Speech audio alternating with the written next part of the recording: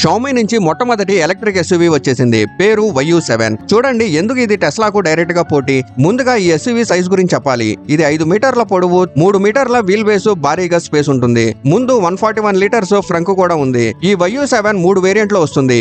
Rare wheel drive, 528 Nm torque, 0 నుండి 100 కేవలం 5.8 seconds.